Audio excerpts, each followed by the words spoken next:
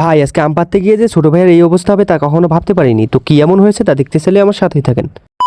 তো আমি জোহরের নামাজ কমপ্লিট করে আমি রান্নাঘর যেতেছিলাম দুপুরে খাওয়া দাওয়া কমপ্লিট করার জন্য। দুপুরে খাওয়া দাওয়া শেষ করে আমি শুয়ে রেস্ট নিতেছিলাম। এইভাবে বেশ কিছুক্ষণ রেস্ট নেওয়ার পরে আমি ছোট ভাইয়ের বাসাতে যাই। ছোট ভাইয়ের কোয়েল পাখি পোষে, সেই কোয়েল পাখিগুলোকে দেখলাম ভালোই হচ্ছে, ভালোই ডিম দেয়। এভাবে বলতেছিল ছোট ভাই। তো সে গোসল করেনি, সেই জন্য সে গোসল করে নেয়। আমি তার বাসার আঙ্গিনায় অনেকক্ষণ বসেছিলাম। তো ওর গোসল করা শেষ হলে ওর সাথে নিয়ে একটু বাঁশবাগানে আসি। বাঁশবাগানে বসে একটু আড্ডা দিতেছিলাম। বেশ কিছুক্ষণ হাঁটাহাঁটি করি। তো হাঁটাহাঁটি করা শেষ হলে বাসায় চলে যাই। বাসায় গিয়ে একটু ল্যাপটপ দেখতেছিলাম। কিছুক্ষণ পরে আমি চা খেয়ে নেই। চা খাওয়া শেষ হলে রান্নাঘরে গিয়ে দেখি আম্মু বেগুনি বানাচ্ছে। তো ওখান থেকে 2-3টা বেগুনি খাই। বেগুনি খেয়ে আমি কিছুক্ষণ পরে ছোট ভাইকে সাথে নিয়ে একটু বাইরে বের হই। তো বাইরে বের হলাম। তো ছোট ভাই বলতেছিল আমাদের পুকুরের সাথে যে একটা ছোট গাছ রয়েছে ওইখানে নাকি একটা আম পাকছে। তো ওটা পাড়ার জন্য সে গাছে চললো। যেহেতু গাছটি অনেক ছোট এবং ডালগুলো অনেক চিকন, সেই জন্য আমি তারে বারবার বলতেছিলাম যে সাবধানে পার, সাবধানে পার, পুকুরে আবার পড়ে যাবি। তো যাই হোক, সে অনেক কষ্ট করে গাছ থেকে আমটি পারে। তো আমটি দেখতে কিন্তু অনেক সুন্দর ছিল, তবে আমটি একটু কাঁচা কাঁচা ছিল, তবুও খেতে ভালোই লাগছে, ভালোই ছিল।